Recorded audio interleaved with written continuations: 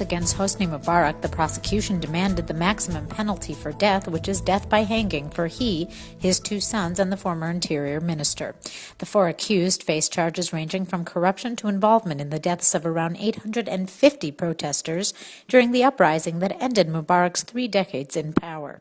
The former president stepped down on February 11th, and the military took over. The judge adjourned the trial until January 9th. The state prosecutor's office will file indictments with the Tel Aviv District Court against suspects involved in the Holy Land affair.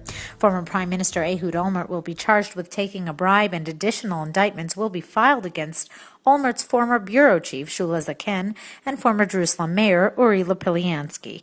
Olmert's communications director issued a statement claiming that the indictment was scandalous and based on pure fiction.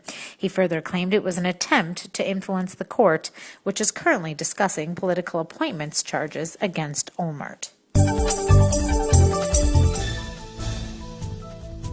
Liberal International President Hans von Balen told Prime Minister Benjamin Netanyahu that Israel should start building ties behind the scenes with Syrian opposition factions.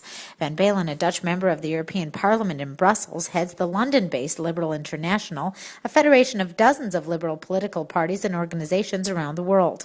He came to Israel to deliver an address in Tel Aviv sponsored by the Israeli Liberal Group, a remnant of the old Liberal Party that merged with the Likud in 1973.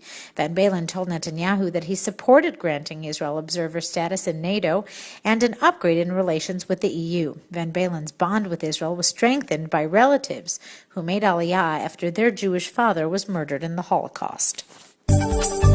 European Union governments have reached a preliminary agreement to ban imports of Iranian crude to the EU, but have yet to decide when such an embargo would be put in place.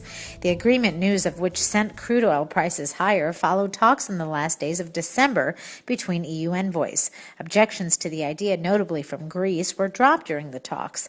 A European ban on Iranian crude would be part of concerted Western action to put pressure on Tehran to abandon its nuclear program, which many governments worry aims at producing an atom bomb. Tehran insists its aims are only peaceful.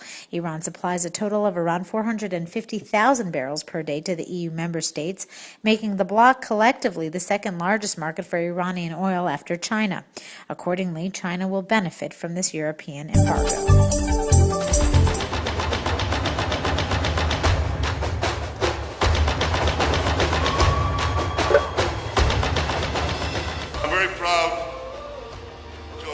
This year, my government will give more than double its investment in Birthright. Over the next 3 years, we'll invest close to $100 million in Birthright. Speaking to a crowd of 3,000 Taglit Birthright Israel participants from more than 15 countries in Jerusalem Wednesday night, Prime Minister Benjamin Netanyahu invited young diaspora Jews to go back to their countries and tell the truth about Israel. The Prime Minister's speech was met with a standing ovation, with audience members energetically waving their Israeli flags. Netanyahu told participants, "This is your homeland. This is where the Jewish people forged their identity until we were kicked out. And then we did something no people have done in history. We refused to disappear." Back into our home, just like a waving flag, and we're coming